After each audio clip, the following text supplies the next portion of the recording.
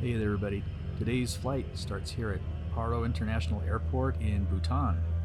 We're at 7,300 feet altitude and we'll be flying the EMB-110P1K freighter on a steep and tortuous climb up the Paro River Valley. We'll be on our way to summit the crest of the Himalayas where it dips at or below 16,000 feet in a few places, and then we'll loft over to the Tibetan Plateau. From there, we're going to approach our service ceiling on the way to the Lhasa Gonggar Airport, which is in Tibet. This destination sits among the top highest altitude airports in the world at over 11,700 feet.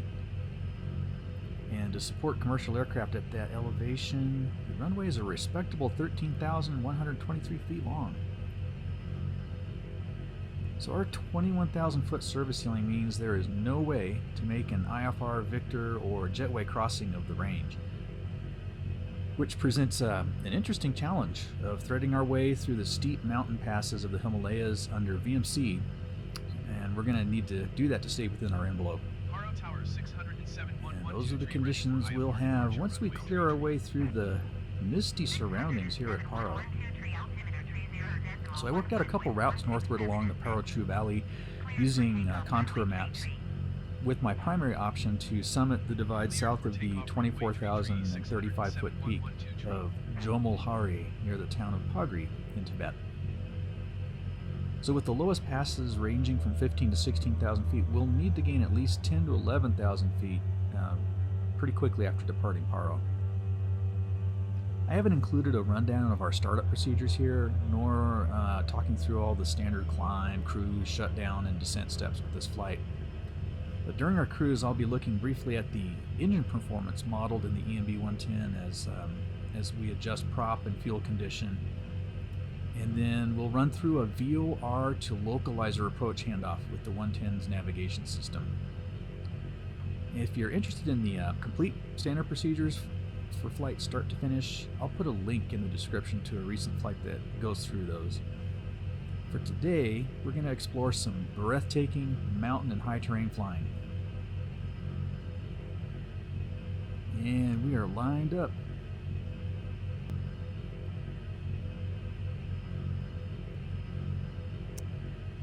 Air conditioning off, flaps are at 25%.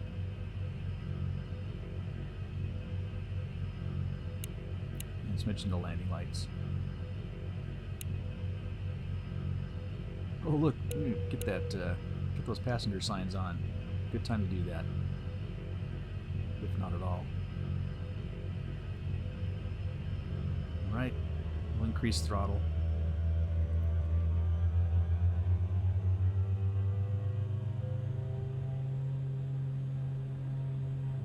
And releasing the hounds.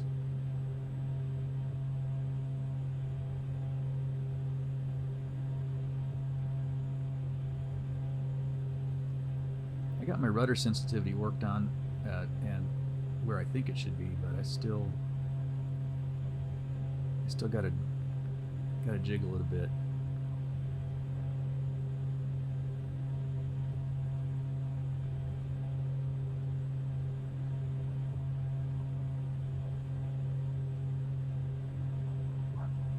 Rotate.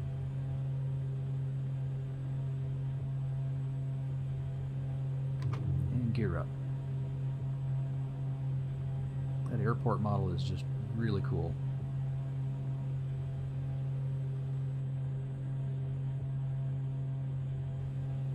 I'm going to start snaking our way around these passes.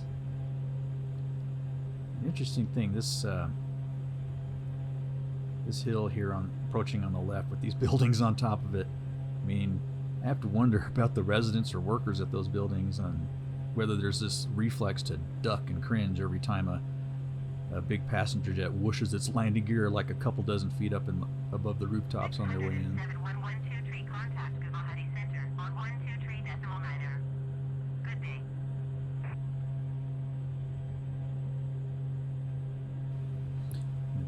We got our speed above 130 knots, so that notch of flaps is up. So we're at 0 now on flaps. You can see that clear sky above those clouds. So, you know, we just got to get above this layer of haze. So I got my nav map up there at the lower right, and that's serving as, that's my version of a mounted iPad. And I'm going to just hand fly this ascent, and I'll use that for advanced heads up of the branching terrain that's up ahead of us and the plan A route that I've got through there. But yeah, I was fussing with my Garmin map view here a bit, and I let my vertical speed get a little too lazy. So that, you know, sitting down at 500 feet per minute ain't going to cut it. We gotta get that crank back up here. I'm just kind of comparing that Garmin view to the VFR map, and honestly what I could resolve visually is just, if you get your head like stuck right up against it. I mean, still with this, the haze is starting to clear up, but there's still enough of it there. It just adds so much depth to just this view of climbing up this Paro River Valley. We've got 11,000 feet now. All the snow-capped higher peaks are starting to show the tops of their heads. So I need about, you know, 6,000 more bare minimum for my crossing.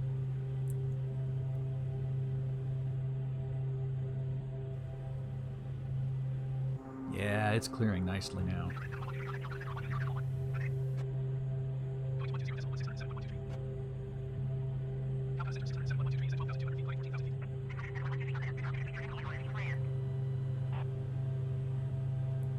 So I'm working to stick with around 130, 140 knots and climb at 1,000 feet per minute without over-torquing the engine. Not that the sim would kill an engine or two on me, but trying to be mindful of that with some care nevertheless. And you see on that VFR map that white route, that white leg extends pretty much straight ahead of us into that mountain range, but it's just kind of like it's rounding off my waypoints here, and my next one we're going to bend off to the right here.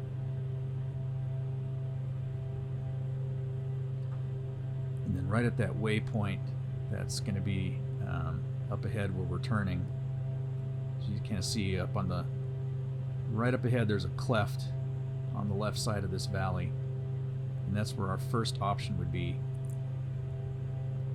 But we're at about 13,600 feet right now, and I'm just not feeling like we're high enough to take this first option, because we'd have to be climbing higher on this, because the crest of the range is really close off to the left over here. 607.112 tree climb and maintain 17,000 Yeah, I don't like the looks of that.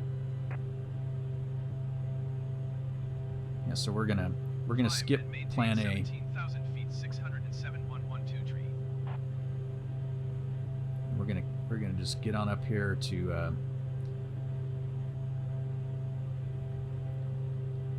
this next branch. Yeah, look at the peaks. Look at those peaks coming up on the left here. So those are the ones that we'll be navigating around that.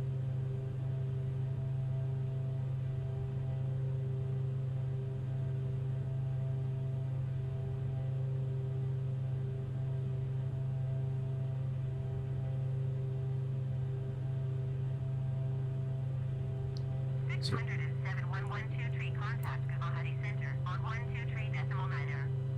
Good day. ATC is really lonely, and all the different branches need me to juggle back and forth. 607.112 tree. So I could go to the right here too if I needed even longer runway or longer climb space, but we're going to go ahead and take the left. I'm feeling good about it, our situation now. So we're at 15,000 feet. Get about another 1,500 feet stacked on here, and that'll get us over our kind of our first set of arms on these mountains.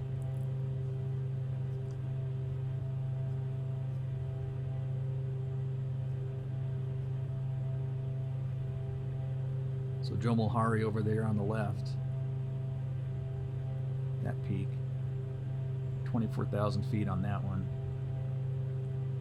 But we're not going to pass close to that one. Instead, we're going to come over here to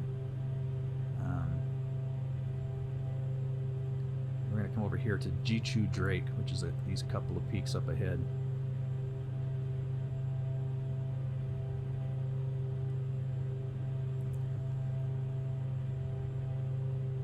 16,000 feet now.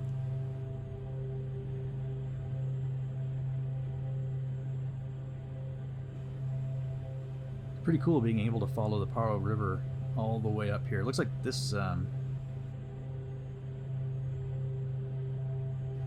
glacier right here is the headwaters of it. That's right there is where we're gonna cross that saddle right there by that glacier. 17,100 feet now. So we're in good shape. Jichu Drake. So apparently that applies to both of these peaks here. 22,000 feet on that tallest one. So we're topping 18,000 feet now. From here we got kind of free reign now. We've got the altitude. We're not constrained on either side at this point. We just gotta keep cruising here south of the rim of this range, and then we'll find our way over north of it, just on the other side of the Jichu Drake, the arms of that peak. Yeah, definitely on the top of the world here.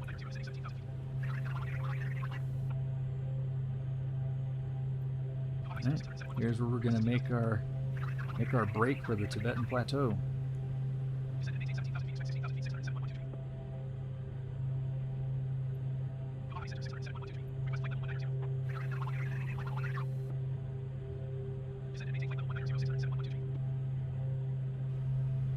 Yeah, this lake up ahead of us, I don't know that I could pronounce that and do it any justice. Duokinguo? Terrible. Massacred it. Passing into Tibet now and crossing the range. I mean, that's just cool. Look at that. I mean, it's like the shield wall outside Arakeen, except with snow. Snow and glaciers, lots of them. Yeah, so here we are. We're up on the Tibetan Plateau, and you know, this terrain below us, the lowest terrain is in like the 14,500 foot range, and then the higher terrain is, you know, jumps up to 16, 17,000, 18,000 feet in places. Yeah, so we can get Autopilot kind of in shape here if that's possible. I don't know what's been going on. I mean, I'm glad I wasn't trying to autopilot that route, because none of those legs were activating along the way. I don't know why. We'll try to get lined up on this next leg and then try to activate nav mode on it. Right now we'll just work with heading mode for now. Right, I got 1,000 feet per minute and it's sticking at like 400. I just, what am I doing wrong here? Engage, engage, engage. 1,000, it doesn't take. I don't know what it doesn't like about what I've got going on here. Oh, there we go. 1,000 feet per minute. And I think that's Guru Village down below us there. But yeah, I mean, this landscape down below is a couple thousand feet higher than the San Francisco peaks out here near where I live, and those are just landmarks. They're the highest point in Arizona, and they'd be buried a couple thousand feet underneath the flattest parts of all this. Pretty impressive. This is a really cool part of the world. That's what I love about this sim is it's just it's a really cool way to interact with geography, and that's just stuff that's really fascinated me forever, pretty much. Kind of perceiving things on the large scale, and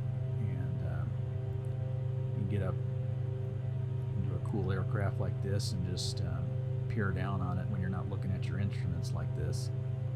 It's pretty impressive.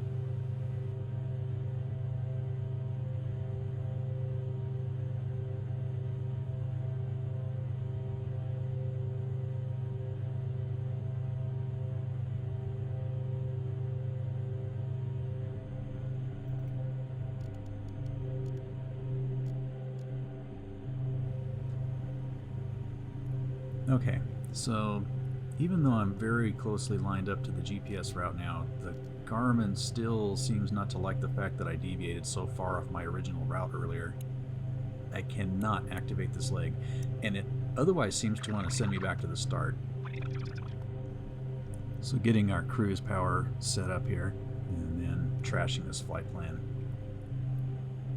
I only need to drop in 3 waypoints anyways, including the destination airport.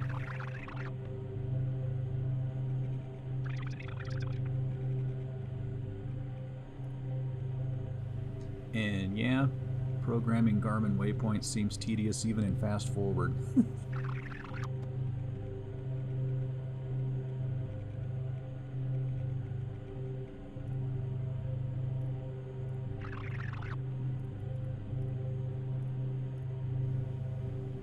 So go into nav mode here and we'll let it intercept that first leg.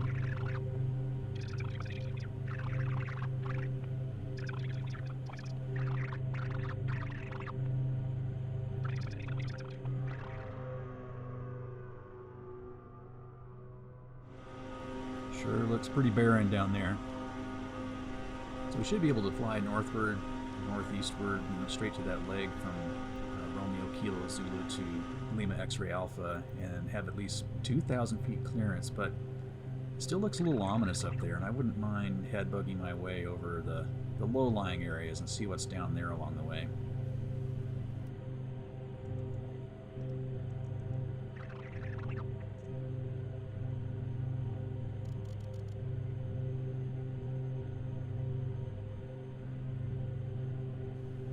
I think this is the Hyang River Valley below us.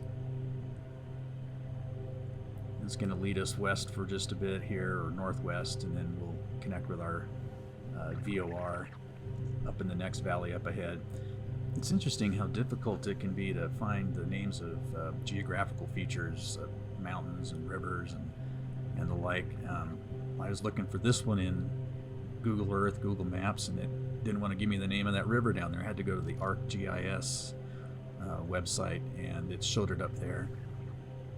Same thing with airport information. It's kind of buried or not at all accessible in this part of the world.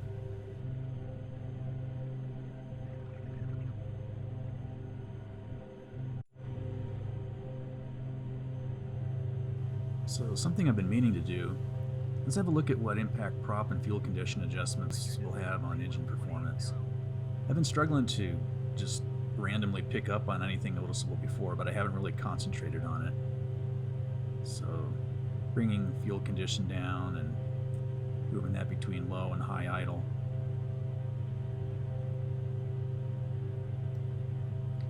I mean, it looks like it does impact fuel consumption in the neighborhood of 15 to 20 gallons per hour.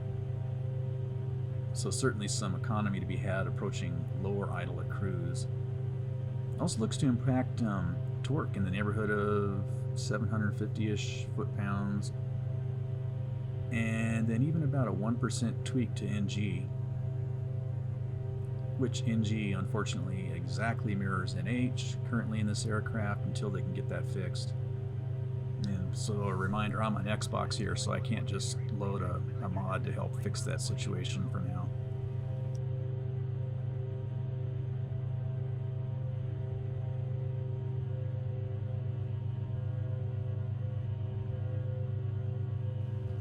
Right, adjusting prop, I'm not seeing any impact apart from audio.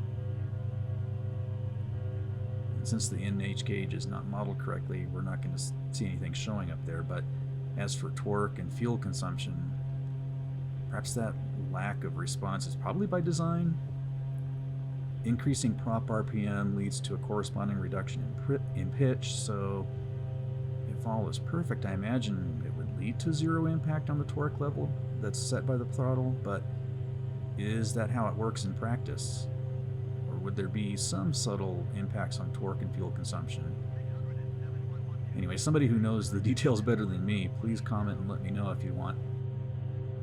So looking back up at our route ahead, we're approaching the Yarlung River Valley.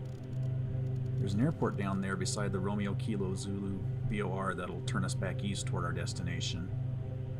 And just continuing to mess with the heading bug to get us lined up to that before we switch.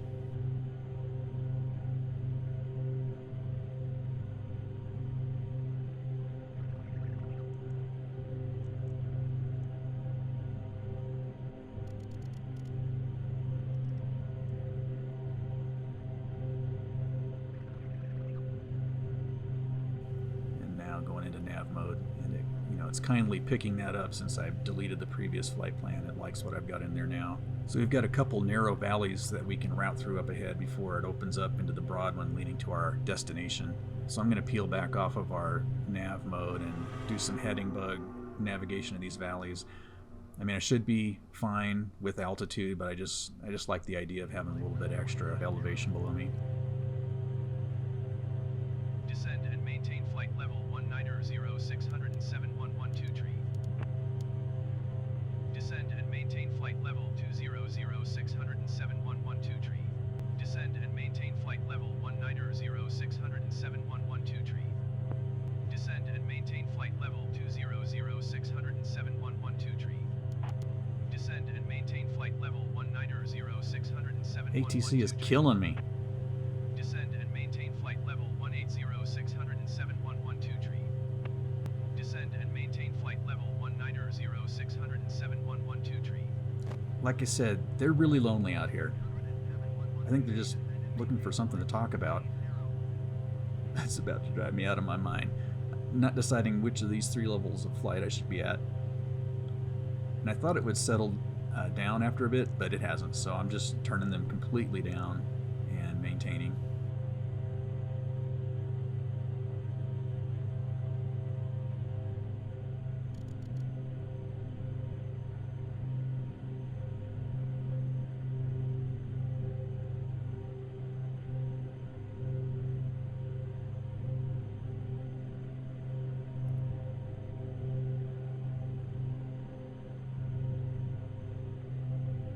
Okay, pulling up my ATC log over the last few minutes. Yeah, it looks like they were a little put out that I didn't participate in that whole non-stop Marco Polo altitude game. So they cut me loose. So I've been unceremoniously dropped to VFR, but I still wanted to use the ILS DME runway 27 right approach. And that's what we're going to do. This approach relies on an outbound 101 degree radial from the Lima X-ray Alpha VOR to 20 nautical miles DME, and then a left turn to intercept the India Sierra Sierra localizer inbound at 269 degrees. I haven't yet figured out how to get the Garmin Autopilot to allow me to switch the navigation source from the primary to the secondary nav, if that's even possible. So once the VOR course is stabilized, I'll line up our heading bug, switch the autopilot to heading mode, and then dial in the localizer heading. Then I'll switch the primary nav back to the Lima X-ray Alpha VOR to watch for the 20 nautical mile DME while still holding heading mode. The CDI will be adjusted for the inbound India Sierra Sierra localizer and not lined up for Lima X-ray Alpha anymore. But that's fine, since I'll just be using it to watch for the distance to 20 nautical miles. I feel like there should be a more precise and acceptable way of doing that using autopilot in this aircraft, so more research to come, I think.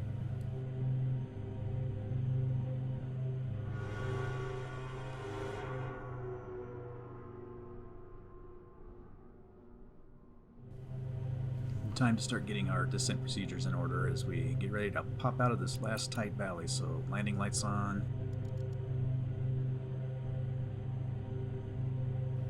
Reducing power to get down to 140 knots.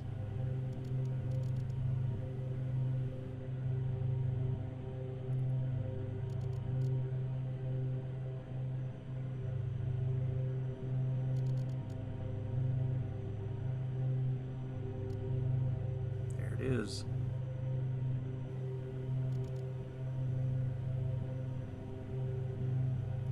Now we can switch to nav mode to ride this leg to the Lima X-ray Alpha VOR initial approach fix.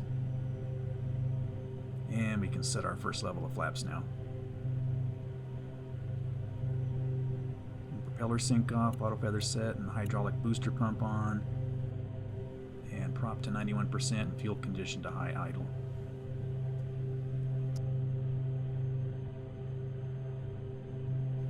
We're holding on to our 20,700 foot altitude until that initial approach fix at the VOR. If we were in IMC, we'd have to hit it at 23,630 feet per the procedure, which is way above our service ceiling, so the approach wouldn't be doable in this plane in those conditions.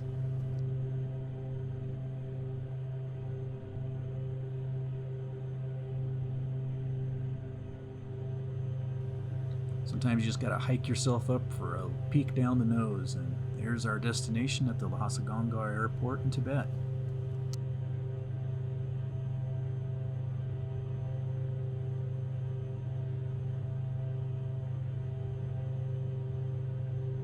So I already set my primary CDI to 107 degrees during startup prep, so that's ready to go. And just counting down the miles now to our switchover.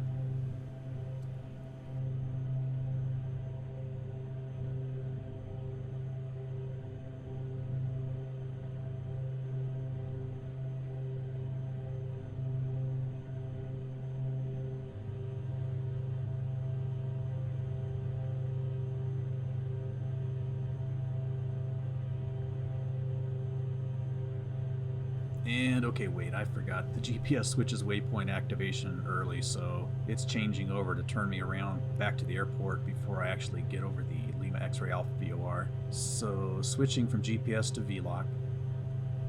Except that I'm now in the cone of confusion for the VOR beacon, and she's sidewindering, and she's going to chase that swinging CDI for a little bit.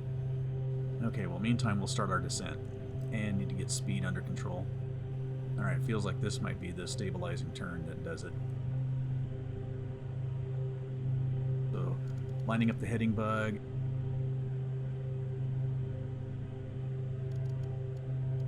And we'll go to heading mode. So now, flipping to the localizer frequency.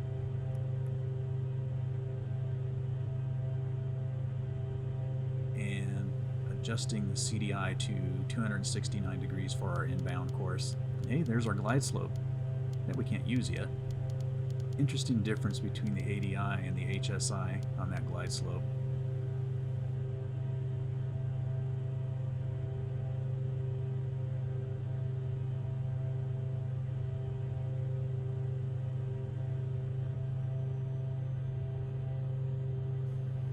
And get our next step down for final approach entered in. We'll hit that after our turn onto the localizer.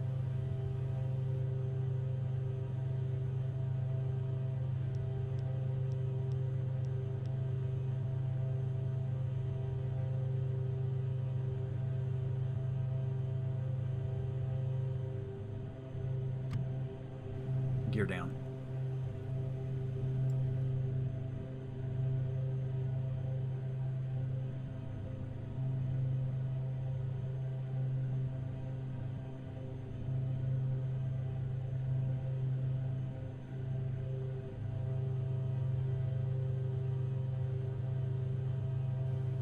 I should have switched back to the Lima X-Ray Alpha frequency.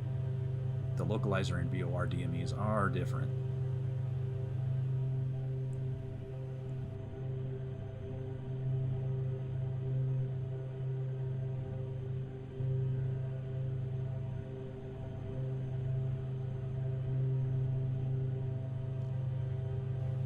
Okay, 20 miles out and turning left to get on the localizer.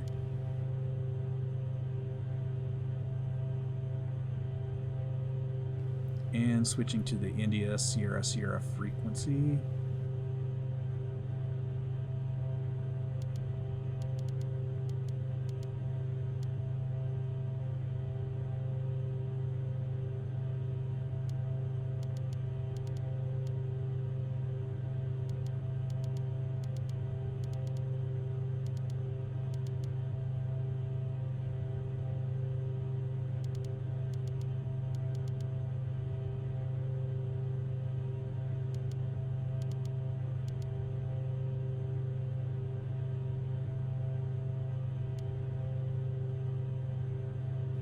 Hit nav mode, and we're still in VLOC, so off we go to capture that.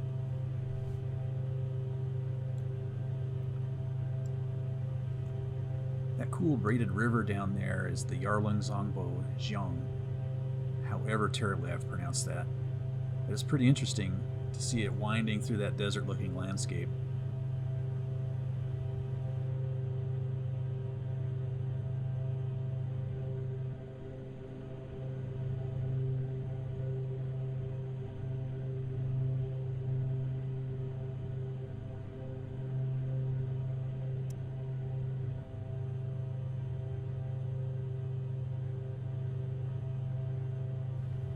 cutting off the anti-ice.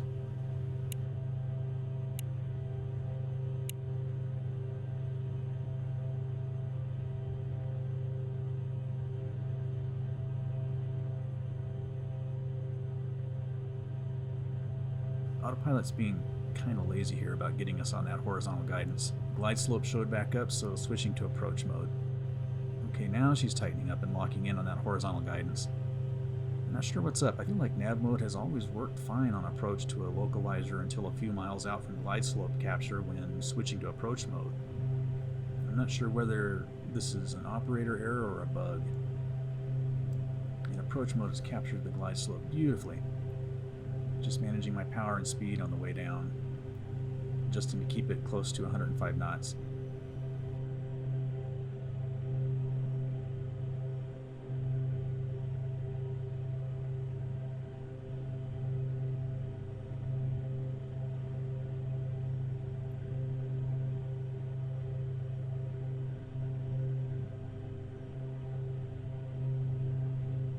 I love the smoothness of an ILS approach.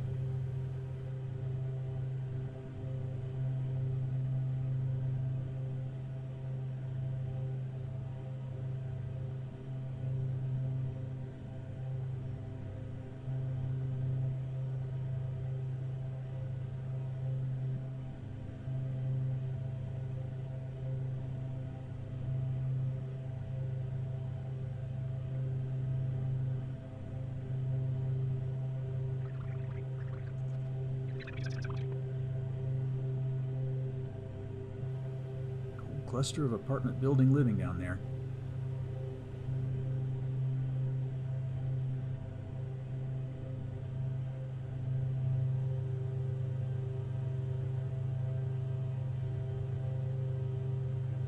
Autopilot off. Flaps to full now.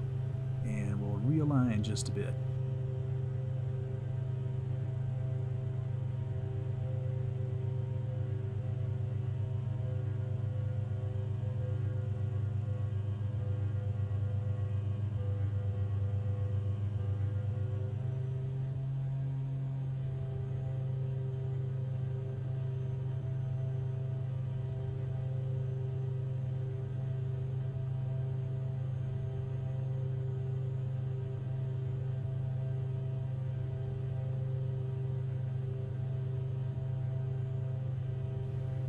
This runway is impressively long.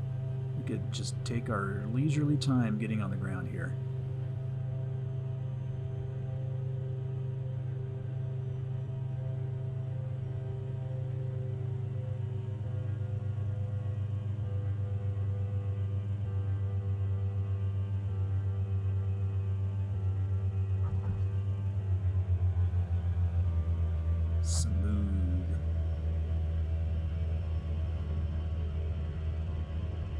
Okay, long journey to the next exit. And prop to 100%.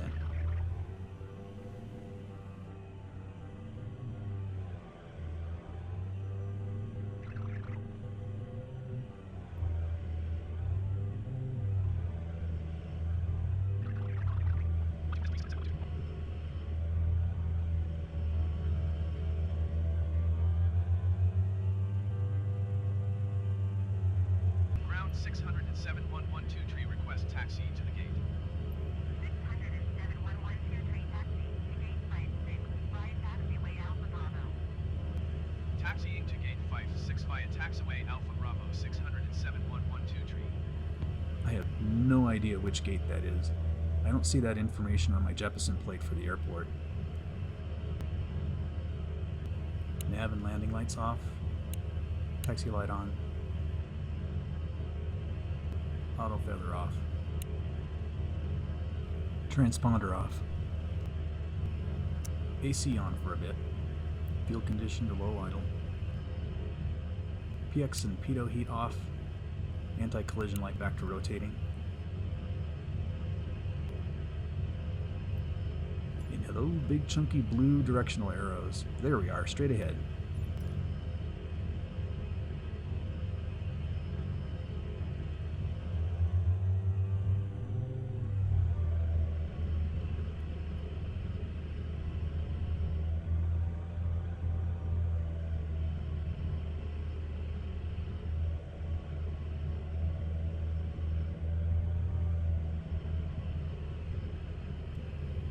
Really guiding me in with their candy corn lights today.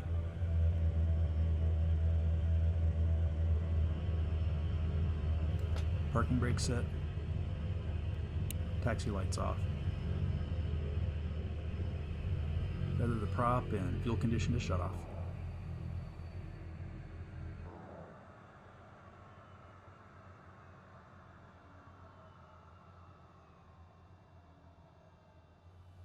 Inertial separators off. Radios and nav theoretically off if they'd actually stay off. Autopilot off.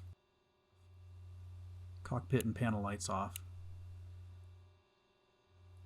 Fuel booster pump off, and main and auxiliary fuel pumps off. Prop back up to 100%.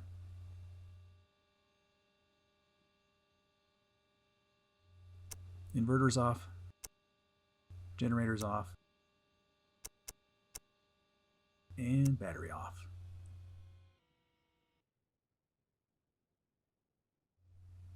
And get the plane secured and the doors open.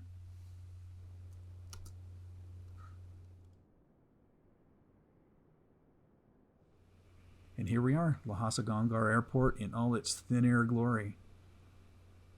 What an awesome flight, and extremely cool area that I knew next to nothing about until this trip.